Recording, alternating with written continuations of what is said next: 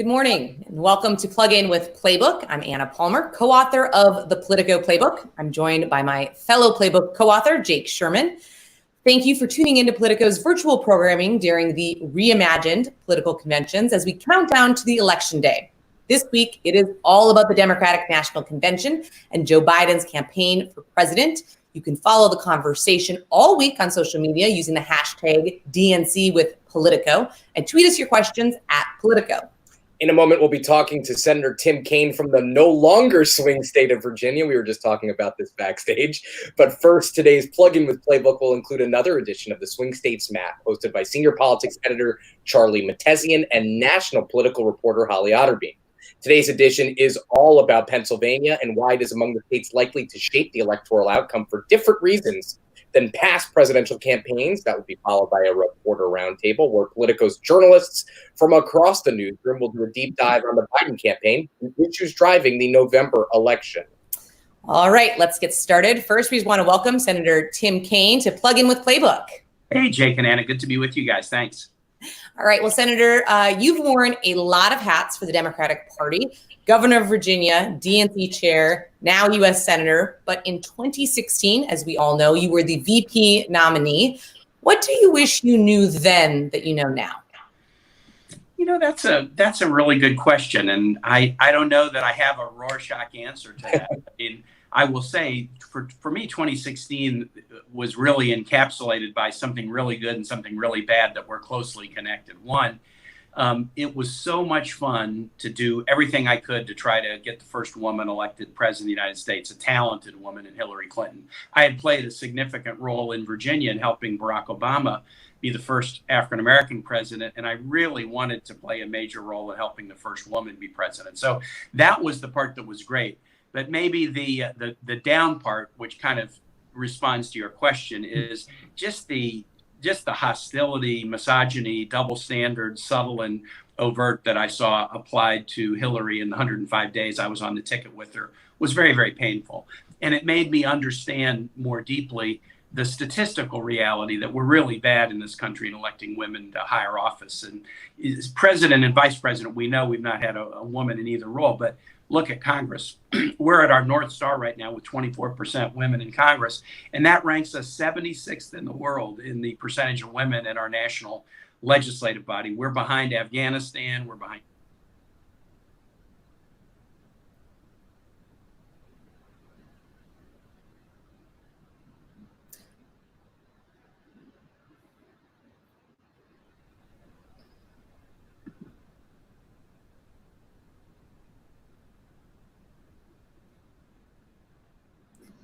All right, I think we are losing, unfortunately, Senator Tim Kaine. He told us before he was having some spotty service, but we're hoping that we can get him back shortly.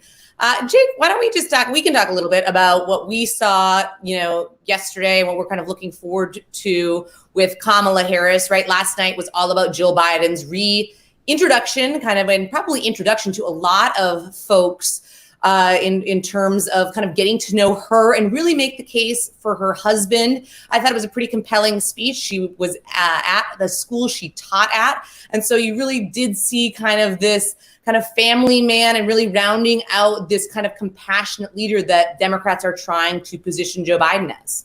Yeah, you and I talked about this in Playbook, and we talked about this kind of as a broad proposition, but the convention is aimed at putting a framework and putting a context around Joe Biden and the kind of president he will be. It's not a convention aimed at pleasing political pundits and reporters, but it's aimed at providing a life story and providing some context for the president of the United States and what he will do in this case, and Kamala Harris will do should they assume the White House. Now, the big questions, and this is what we were going to ask Senator Kaine, and hopefully we'll get him back in a minute. He's going to be joining back in pretty shortly. So we'll keep this going until we get him, and then we'll kind of transition back in. Yeah, so the question that I would have for him, and the real question here, is that Joe Biden's candidacy, back to the primary. I remember being in New Hampshire with him.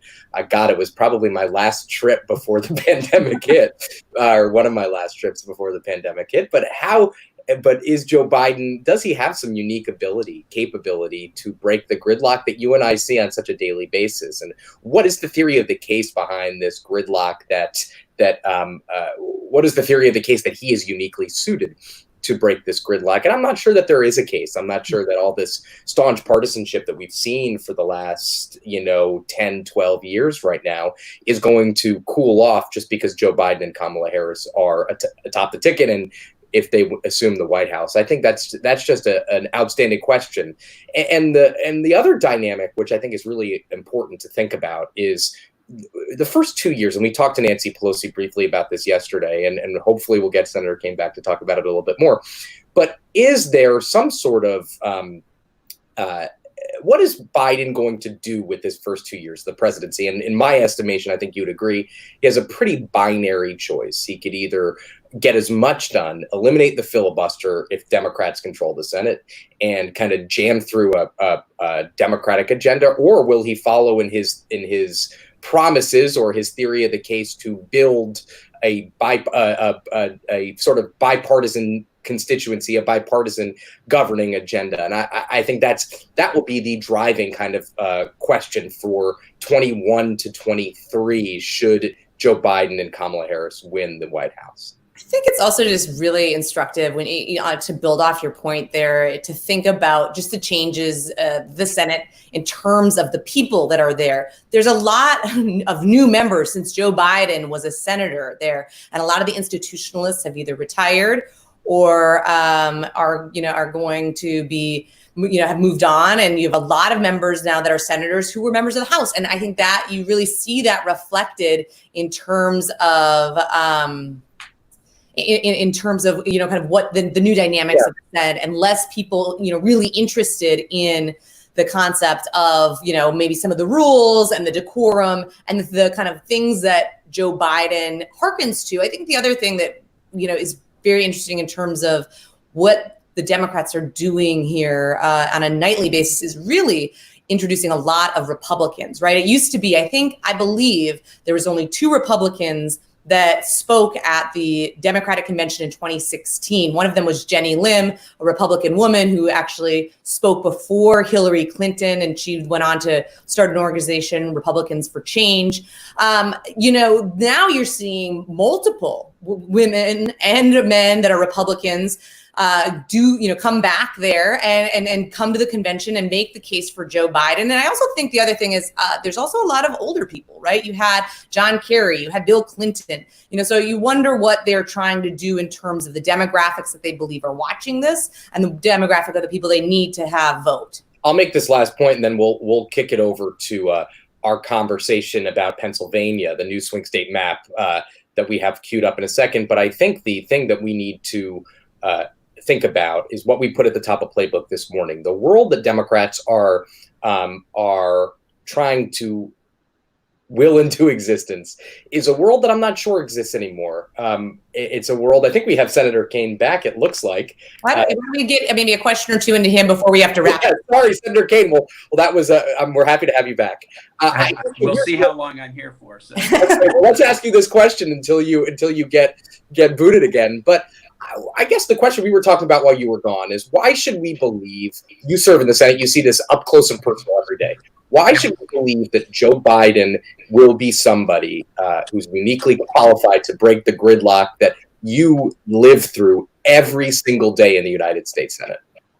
Well, look, what I see on the other side, sadly, is the party that said when Barack Obama was trying to rescue the economy, no matter what he proposes, we're not going to help him. And I think you have to assume that will be the GOP's attitude with Joe Biden as president, but we're doing everything we can to give him a Democratic majority. And that could be very, very helpful for him. And second, the one thing we'll say about Joe that you couldn't say either about Barack or about President Trump is he is a creature of the Senate. Senator Obama didn't love the Senate and was running for president. But Joe Biden loves the Senate, and his depth of relationships in the Senate are very unique, and his love for the institutions are. He is not dismissive or contemptuous of the Article I branch. And so can I guarantee you he'll make it work better? No. But if anybody can make it work better, Joe Biden is the person who can. Well, we are quickly running out of time, because unfortunately we had these technical difficulties, but I do want to get one newsy question in here. Looking at what's happening in the Senate, Republicans are looking to do a small bore COVID relief bill instead of the global deal your leadership has been demanding. Where do you stand on that? Is it time to move to a smaller package to get some relief to Americans? Well, obviously the Democrats have proposed a smaller package. So you had a House proposal that costed a little bit in excess of $3 trillion. You had the Senate GOP unable really to come together on a proposal because, as Mitch McConnell said, 20 of his people will not vote for a penny of aid to the American people in a fifth bill. And so what the Democrats offered to the White House is let's split the difference. You want $1 trillion package, but it doesn't include food aid, rental assistance, mortgage assistance, state and local government aid. So let's split the difference into a $2 trillion package. You would expect to see, Anna, you know how this works. You guys are pros. One side wants a lot, one side wants a little. There are things we have to have in the bill, food and housing and state and local government aid. Where do you do that deal? You do it somewhere in the middle. So the top line number will end up, in my view, being somewhere in the middle. But we have to make sure that unemployed workers are taken care of. People don't get kicked out of their houses during a global pandemic or apartments. And hungry people have food aid. And these are kind of the basics that Democrats have to have before we agree to a package. And Senator, just really quickly, you assume this happens at the end of September with the government funding fight, I imagine, right? You know, I actually think that there's going to be some motive to get really down to brass tacks on the negotiation right after the Republican convention, when we couldn't get it done before the Democratic convention. And when the White House said no to the Democrats' proposal, hey, let's split the difference with you. No, we're not going to do that. It was clear the White House wanted, for some reason, they wanted to go into their convention blaming Democrats.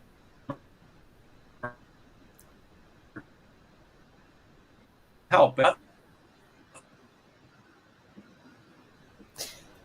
Unemployment, employers are saying they're not going to do the payroll tax deferral. The Chamber of Commerce and National Association of Manufacturers say it's unworkable. So the White House's EOs, which I think they're going to try to tout next week, are insufficient and unworkable and in some ways unconstitutional. I think once we get out of the Republican convention, the week before Labor Day, you're going to see serious talks restart. And that means we could do something possibly right after Labor Day when we return. All right. Well, thank you so much, Senator Kaine, for joining us this morning. We're Plug-in with Playbook is going to continue now. Let's kick it over to senior politics editor Charlie Mahtesian and Holly Otterbein, national political reporter, who will take us through another edition of the Swing States Map. Today's focus is on Pennsylvania.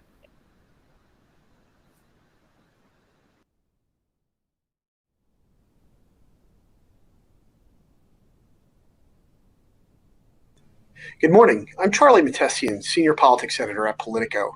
The electoral map has changed quite a bit thanks to the architecture of President Trump's 2016 victory, and I'm joined by my colleague, national political reporter Holly Otterbein, to explore the new swing states map that will shape the 2020 presidential outcome. Throughout the two political conventions, we'll take a look at a total of 6 states that are at the heart of the electoral map that Donald Trump has reshaped. Today, we're focusing on Pennsylvania, the greatest state in the country. I'm based out of Philadelphia, and I've covered politics here for more than a decade. I grew up in Shrewsbury, Pennsylvania, a small town in York County. And I've reported on House races here, Senate races, mayor's races, and the rise of Trump in my own hometown in 2016. But before we dive into the state, Politico video journalist Eugene Daniels is providing us with some background into the dynamics at play in Pennsylvania.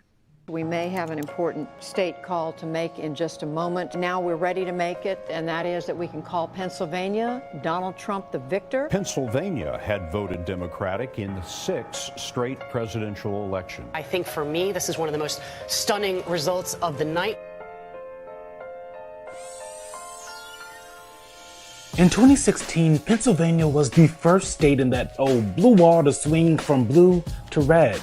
For almost 30 years, Democrats carried the Keystone State, buoyed by huge turnout in big cities and suburbs, but Hillary Clinton lost the state by just over 44,000 votes. Clinton destroyed President Trump in those same cities and suburbs, but what her campaign wasn't expecting were the Obama-Trump voters, like Aldo Sartorio. It's just somebody completely different, And I thought he would just do things differently and care more about the country than the political party.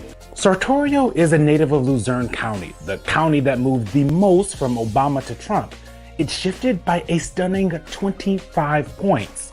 Pennsylvania 2020 is set up to be a tale of two states in one, the much bluer East versus the much redder West, a trend that's been occurring for years. Both sides of the state have been moving further along on the political spectrum. Western Pennsylvania is more rural, with a pretty distinct identity, which is exacerbated by its separation from the rest of the state by the Appalachian Mountains. The east side of the state is littered with more cities and suburbs. They look and feel much different than the other.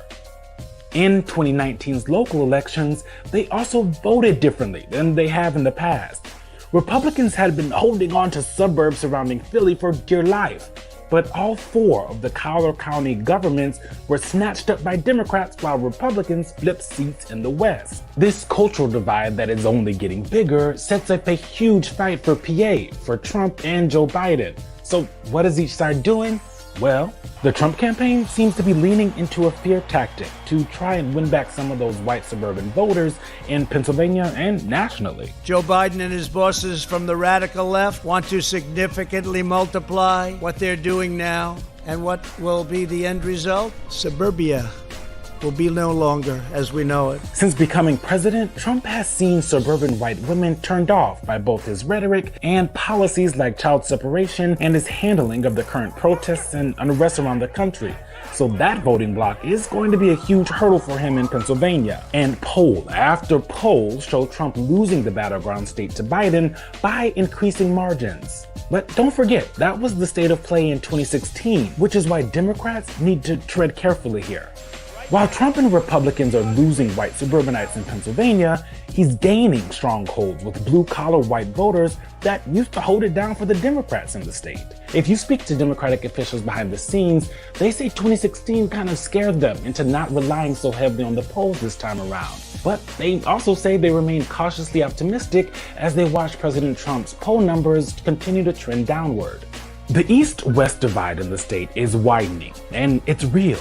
And that's why no matter what the polls show right now, both Democrats and Republicans are expecting another squeaker in 2020. Holly, you and I both grew up in Pennsylvania. You obviously in one of the lesser counties, York County not being as great as Delaware County. And for most of our lives, Pennsylvania has been a pretty competitive state. But until Donald Trump, it was a nut that Republicans just couldn't crack in presidential elections.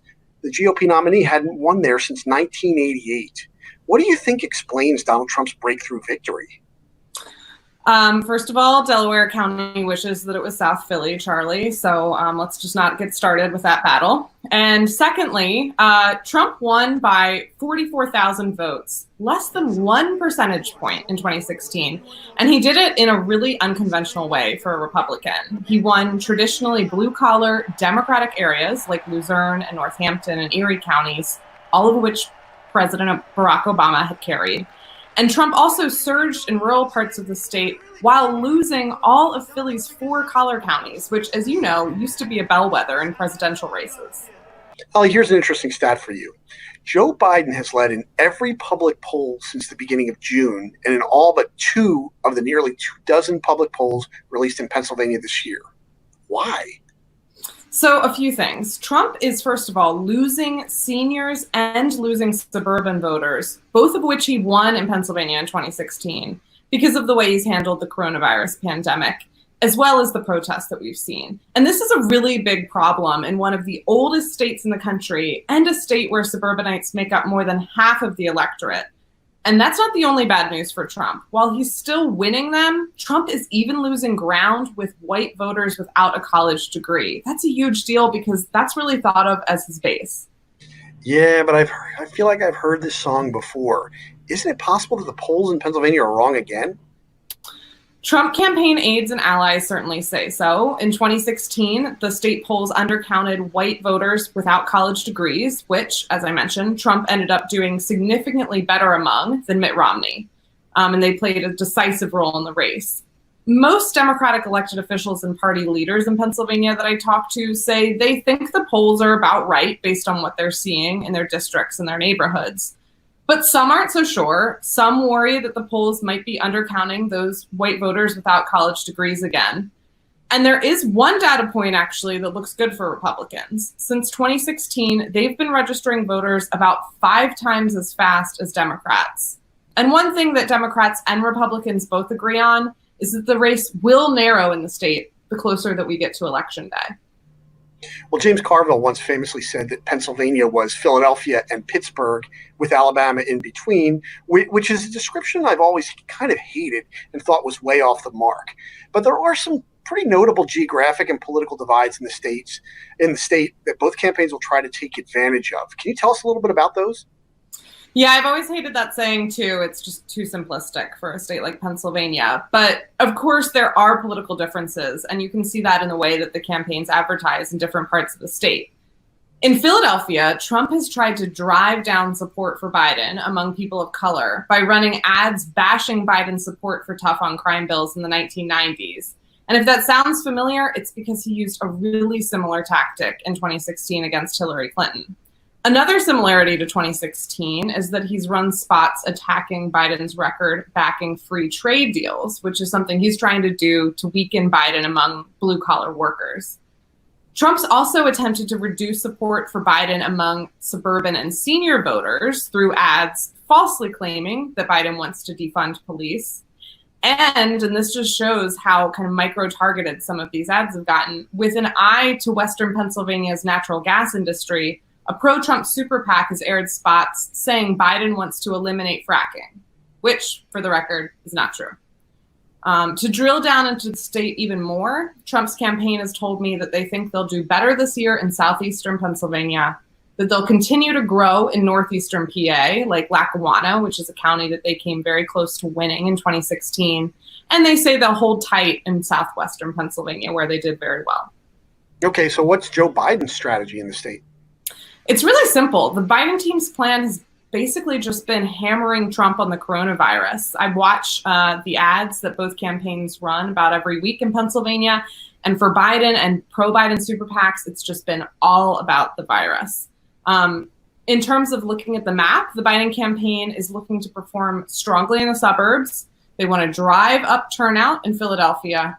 They want to win back those Obama-Trump counties in northeastern Pennsylvania, which Biden happens to be from. And they want to continue to do well among seniors. I think we need to get you a hobby if you're watching all the ads every single week. But obviously, we've only got a limited amount of time. So let's do a lightning round of questions. If there's one thing the Trump campaign must do to win Pennsylvania, what do you think that would be? What's that one thing? It's an obvious answer, but I just think he needs to do a better job handling the virus. Bob Casey, the Democratic senator here, made a good point when I was talking to him recently. He said, simply because Democratic Party is not in the White House, that means Joe Biden represents change. And yes, I know how ridiculous that might sound to some people as a politician that has been in Washington for decades. But that's how it is. And in Pennsylvania, things are pretty bad. The virus is raging. The economy is in terrible shape because of it. And voters think Trump is doing a bad job managing the virus. If that continues to be the case, voters are going to keep wanting change. Let me ask you the same thing, but regarding the Biden campaign. What do you think is one thing that he must do to win Pennsylvania? I'm going to cheat and offer more than one. I think I'd say that Biden has to hit Barack Obama-like numbers in Philadelphia. I think he needs to run up the score in the Philadelphia suburbs.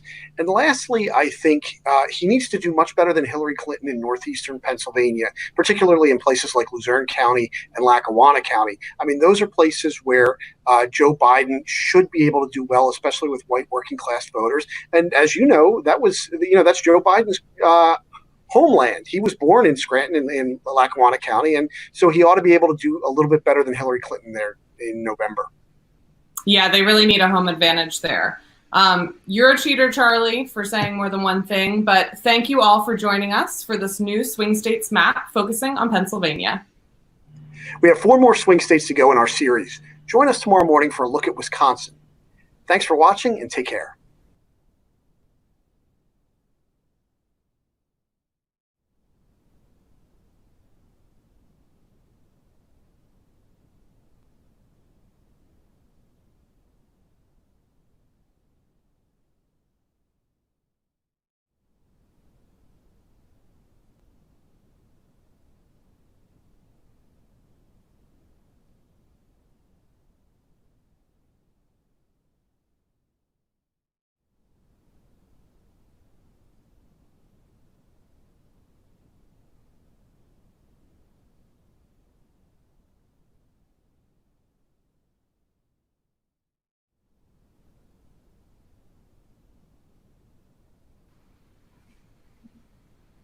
Good morning. My name is Natasha Korecki. I'm a national correspondent for Politico, also covering the Joe Biden presidential campaign. Thank you for joining us today for this rapid fire reporter roundtable. I'm teaming up with my colleagues, Chief Washington correspondent Brian Lizza, national political reporter Laura Barone Lopez, and politics reporter Maya King. We're going to share some of our reporting notes on the latest developments in the Biden campaign and the most significant issues driving the 2020 election cycle. You can follow the conversation on social media using the hashtag DNC with Politico and tweet us your questions at Politico. Ryan, so why don't we turn to you first? So what do you think? Are Democrats doing what they need to be doing with this virtual convention, which many are comparing to an extended infomercial, especially when Trump is doing counter programming that involves live events? Yeah, I don't think people are watching all 2 hours, but I think the big moments are certainly breaking through with the way that people consume media now. That's really all that matters, right? On the first night, I think the first hour and a half was not very revelatory or particularly newsworthy, but the speeches from Bernie Sanders and Michelle Obama certainly were. And, you know, it reminds me of the lesson that the Biden team learned from the primaries, which is big, dramatic, free media moments and free and earned media is more important than any paid advertising, right?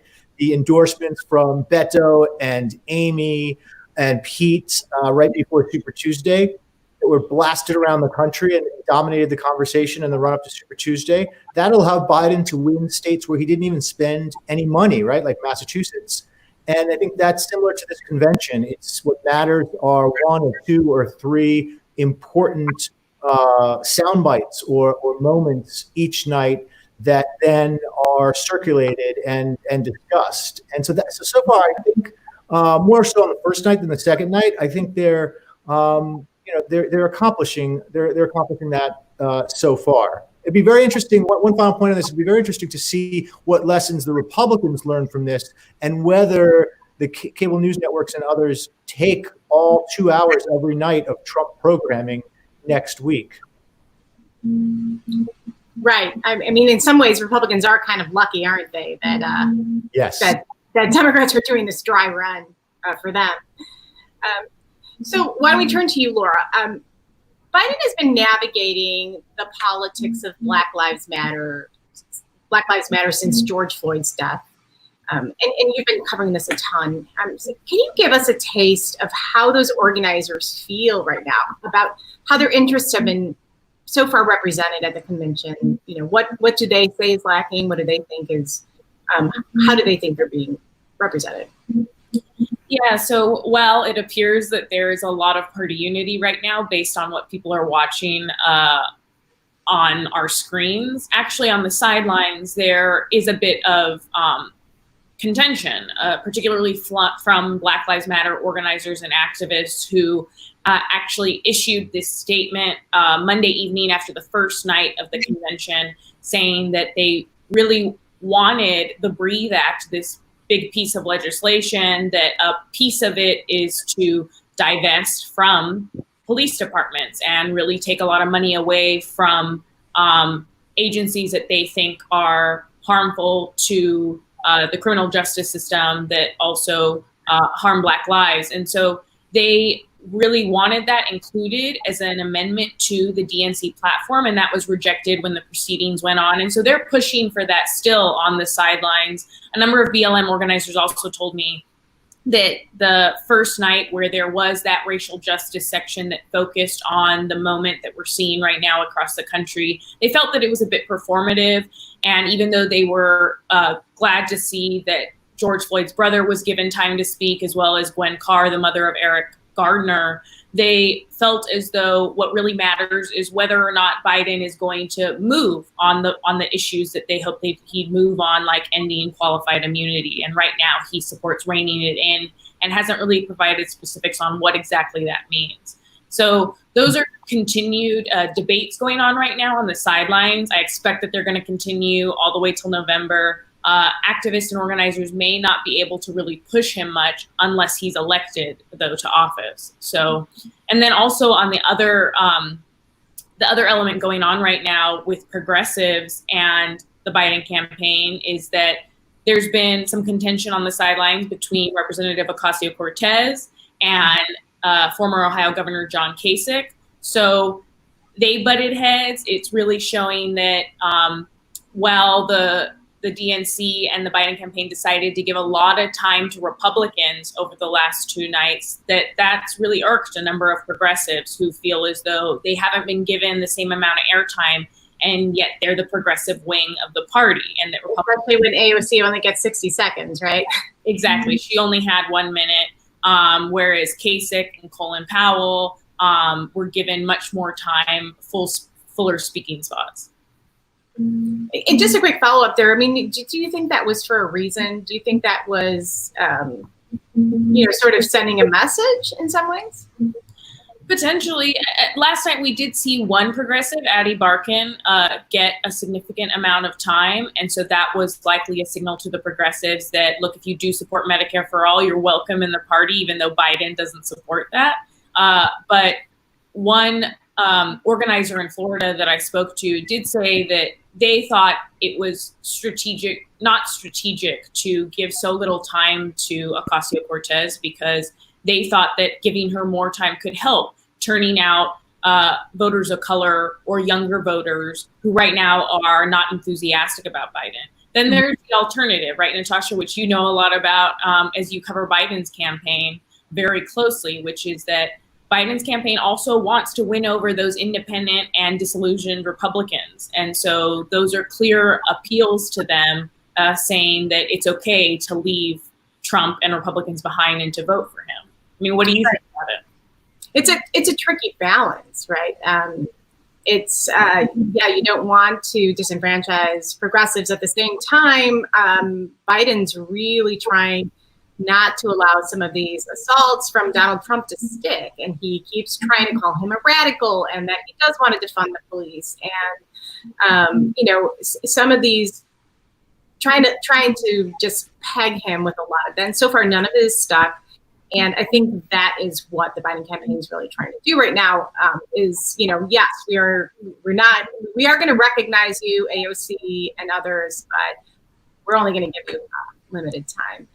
So why don't we move over to Maya? We got to get you in here. You've written about a group of Black female advisors who pushed Biden to pick a Black woman as a running mate. What is the significance for November now that Kamala Harris is the first Black and South Asian woman atop a major party ticket? Absolutely. Well, I think that her selection stands to galvanize a really significant portion of the electorate. We know that African American women have lobbied and organized more than almost any other demographic in the Democratic Party to make sure that Democrats win, and they have repeatedly. And so many people who I spoke to after Kamala Harris' selection, they said, look, Biden has written us into history. He's recognized that we have contributed to the Democratic Party significantly. And through her selection, it's a really important milestone and a really important form of representation. And of course, we also know that Harris is also South Asian, and the Asian American and Pacific Islander community is one of the fastest growing demographics in the country and within the Democratic Party.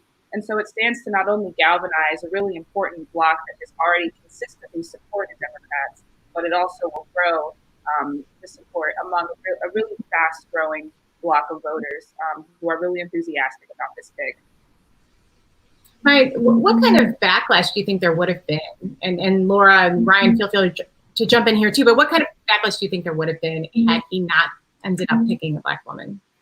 I think among Black voters, the backlash would have been extremely vehement because they would have felt very left out, and especially after this very public-facing lobbying and also private conversations really pushing these talking points about the historical significance of a Black woman on the ticket. It really would have been a hurtful choice had they not selected a Black woman for the vice presidency. However, I do believe that Black voters still would have showed up for Joe Biden as they always do for Democrats.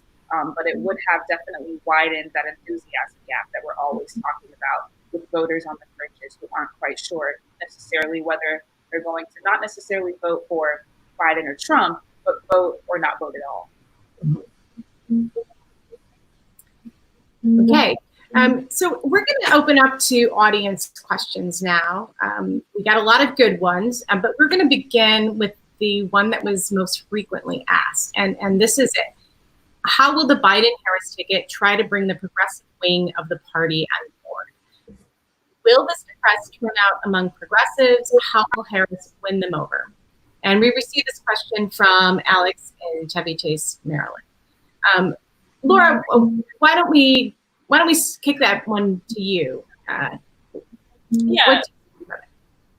So early on, even before Bernie Sanders dropped out of the primary, Biden's campaign started to aggressively reach out to a number of progressive groups that had supported Sanders during the primary. So I'm talking about the Sunrise Movement, climate change group. They reached out to United We Dream, the immigrant rights organization. And so that was them trying to get them into the conversation with within the Biden camp. Those conversations have continued.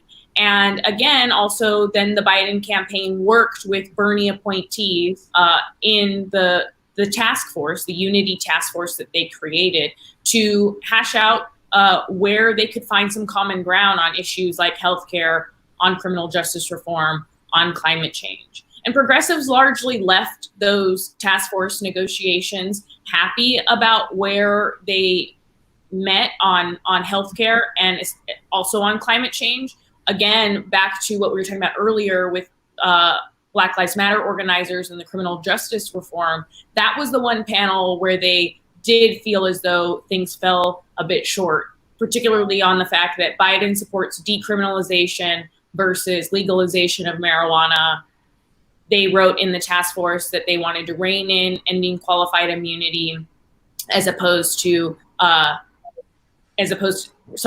wanted to rein in qualified immunity as opposed to ending it. So that's how they've been trying to work with progressives. It still remains to be seen how excited they are. I think about Kamala Harris. Progressives had made clear that they definitely, no matter what, are going to support Harris and Biden, despite the fact that they still have policy disagreements. But some told me even just yesterday that, yes, they still hear from some younger voters who are skeptical of both Harris and Biden because of their past on criminal justice. Okay, Ryan, why don't we get you back in here for a second? Are there any points you would add on? I think that there's a very loud and vocal activist wing in the Democratic Party that likes to talk about progressive turnout and warning. And the Biden campaign has been pretty disciplined since the beginning of the primaries in not exactly ignoring those voices, but putting them in perspective and in terms of how much they actually matter. They were not the most important constituency, even in the Democratic primary, right? I mean, Biden won without the support of a lot of the progressive groups. And in the general election, there's just one issue that unifies, Bernie Sanders and John Kasich, and that is defeating Donald Trump. So I think this issue is frankly completely overblown, that Biden, the real constituency that he needs to keep an eye on are people who voted for Barack Obama and then switched to Donald Trump. And it's not by moving left on any issues that he's going to win over those voters. And frankly, he's doing pretty well with them right now. So I think his strategy is much more about the moderate suburbs than left-wing Bernie fans. And Right. frankly, that's the most important progressive in the country, Bernie Sanders, making the same case, saying policy debates are over. We settled those in the primaries. Now it's time to defeat Donald Trump. Just to add real quick one thing to what Ryan is saying. Yes, progressives clearly want themselves to be wooed and they want to be in on the conversation. But one of the arguments that they also have is that it's not just about the Obama to Trump voters. It's also about the young voters or voters of color that turned out for Obama that just sat out the election in 2016, and they made up the margins in states like Michigan and Wisconsin and Pennsylvania. And so their argument is that if it is an election at the margins, if it's a tight race, then the voters that went from voting to not voting are also key for Biden to beat Trump. Okay, well, some of those same points I think will come up in this next question, which is a second audience question, which is how will Harris's selection change the contours of the race in Pennsylvania, Arizona, and Florida? This is from Jason, an e-commerce manager in New York. And, you know, I think that sort of the answer there goes to Ryan, your point, which is it doesn't change the contours so much. It's the whole Harris does no harm. She comes back on. She comes in now as a moderate. Yeah. She's not going to scare anyone, so to speak, who Biden's been trying to attract this whole time, and that's more moderates. The people that the Biden campaign firmly believe are the ones who actually go to the polls, and independents, and draw over some independents. Also, the Biden campaign really thinks that Harris, and I'm not entirely sure if they have some internal polling they haven't shared yet, but they really feel strongly that Harris is going to do well among suburban women. And of course, it's one of the most important constituencies in these three battleground states where, you know, the suburbs are, you know, going to be a battlefield. Ryan, did you want to add something? I think you're right about that. I think the vice presidential selection process was what guided the Biden campaign was the same thing that guided them through the primary process.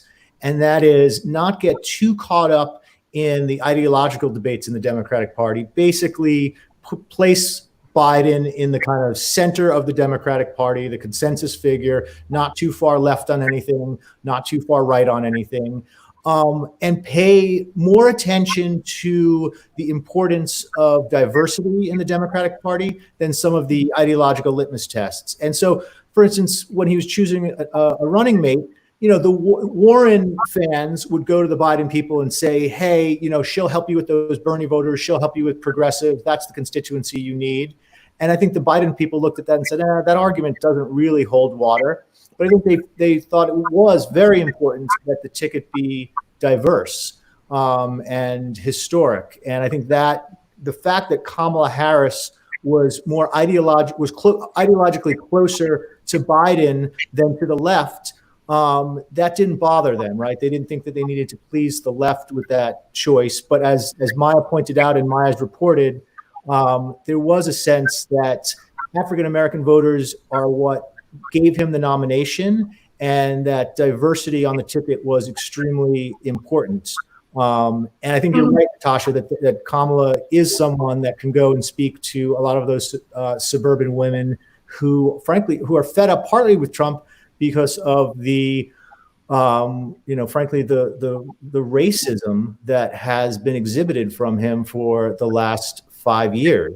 And Trump just has this completely outdated view of the suburbs as somehow completely white and racist like the 1970s, and is following this kind of Nixon strategy, which the Biden campaign realizes is not working, and that actually having a diverse ticket can help them in the suburbs.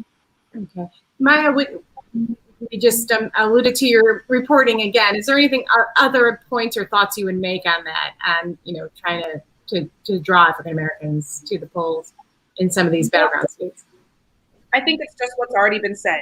This is definitely a margins game, and it's really important that they try to shore up support among those folks who are on the fringes and, undecided necessarily on whether or not they're going to get involved in November. But I think, Trump is a really good galvanizer for people across the Democratic spectrum. They're fed up with how things are going. They can point to a number of policy points to say, look, we need change. And Biden has consistently touted the fact that he is a steady hand and that the change in policy and in trust in government would come back to a Biden administration. Okay, wonderful. Well, wow, that went super fast. Thank you all. Thank you all for joining us for this rapid fire reporter roundtable on the Biden campaign and the overall general election. Have a great day. And now let's turn it back over to Jake and Anna. See you guys. All right. Well, thank you all for tuning in to Plug In with Playbook. We'll be back tomorrow morning at 9 a.m., same time, same place, with Simone Sanders, senior advisor to the Biden campaign, who will be joining us for a chat. The interview will be followed up by another edition of the new Swing State Map with a focus this time on Wisconsin. To finish off the morning, Politico senior technology reporter Nancy Scola will interview Caitlin Mitchell, the senior advisor for digital for the Biden campaign. Also this afternoon, one of our state playbooks, the New Jersey playbook, author Matt Friedman, will be interviewing New Jersey Governor Phil Murphy. You can tune into that starting at 3:30 p.m. on Politico.com. Thank you again and have a great day. Hey, my name's Eugene Daniels. I'm the host of Foursquare, Politico's digital video show with Tim Alberta, Laura Barron Lopez, and Ryan Lizza. During the convention, we'll be getting together to provide lots of analysis.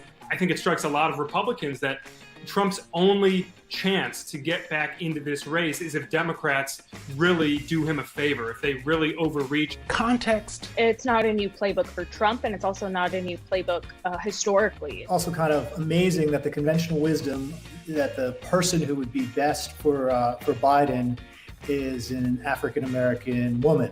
And lots of lively discussion. Goes over time and doesn't answer the question. Who is it, Ryan? It's the person who helped him govern. No, give us a name. No, they have to pick a name. Join us live tonight at 8:30 Eastern, covering today's big political news, the speeches, and everything else, giving you lots of anxiety nowadays.